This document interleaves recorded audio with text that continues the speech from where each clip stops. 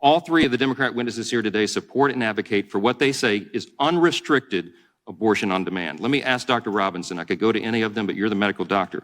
Based on your website and your testimony today, you clearly support the right to abort a 20-week-old unborn child. So I would love for you to explain to us, in your medical opinion, at what point in pregnancy should having an abortion no longer be an option?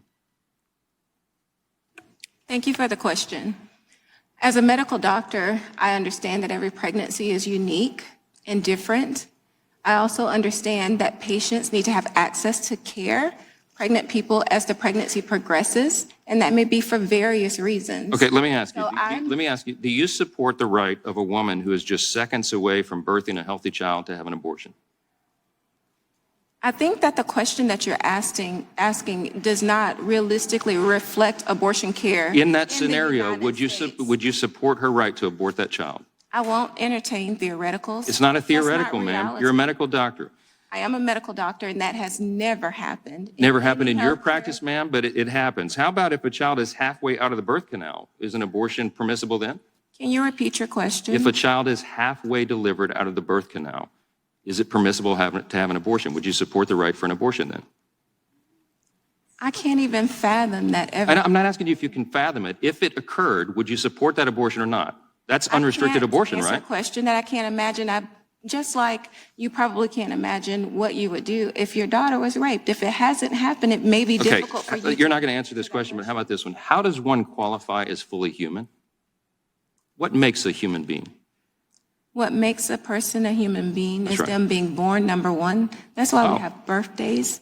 And then also their individual DNA, them having autonomy, being able to act and think. Okay, but wait a minute. A newborn child lacks the immediate capacity. A newborn child lacks the immediate capacity to make conscious, deliberate choices. So is infanticide okay?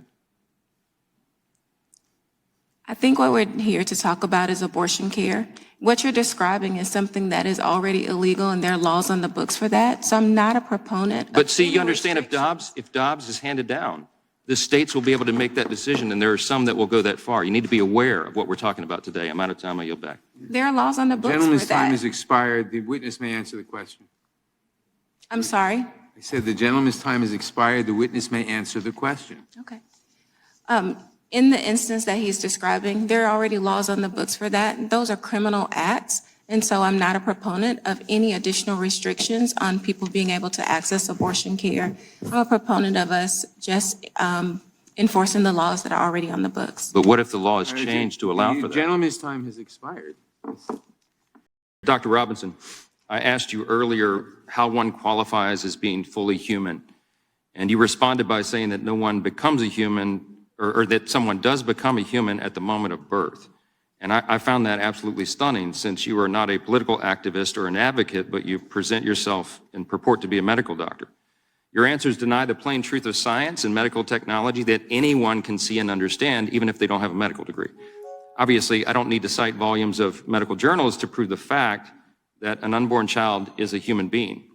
As the Life Training Institute summarizes, quote, "From the earliest stages of development, the unborn are distinct, living, and whole human beings. They are not mere parts of larger human beings like skin cells are, but whole human entities capable of directing their own internal growth and development. This is not just a religious view, but a matter of the science of embryology."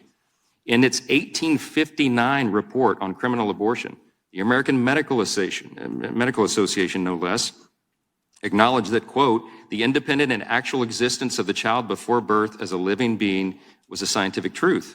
Nothing has changed since that time. For more than 150 years, doctors have known that life begins at conception." A 1981 report to the United States Senate states, quote, "Physicians, biologists, and other scientists agree that conception marks the beginning of the life of a human being, and a being that is alive is a member of the human species. There is overwhelming agreement on this point in countless medical, biological, and scientific writings," unquote. So there's a picture up here. This is not a mere clump of cells. This is not an animal or some unknown species. Ma'am, that's a human being. And all of you here are confusing human value with human function. You're defining personhood by what somebody does rather than what they are. Scott Klusendorf summarized it this way. He said, although human beings differ immensely with respect to talents, accomplishments, and degrees of development, they are nonetheless equal because they share a common human nature. Humans have value simply because they are human. And if you deny this, it's difficult to say why objective human rights should apply to anyone. As I noted earlier, it is a self-evident truth that all human beings are made by their Creator and endowed by Him with certain inalienable rights. The first listed in our Declaration is the right to life. Since the medical doctor here wants to deny the facts and reality, let me ask the abortion advocate, Ms. Armbide, to answer my questions on this subject. Ma'am, you testified that you are, quote, unapologetic in seeking unrestricted abortion access. So I'm wondering, at what point is it not okay to abort a child? What age of gestation?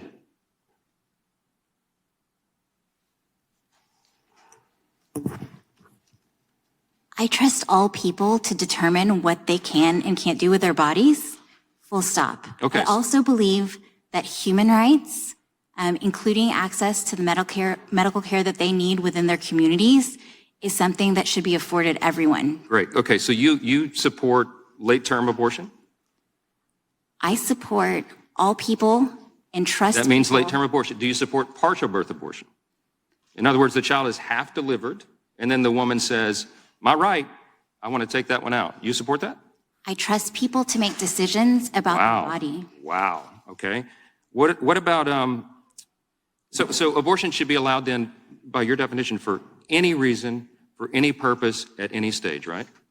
I trust people to make decisions about their body, and then when relevant, I think that they need to consult their medical practitioners. Okay. And not If it is, Congress. listen, let me just ask you this question.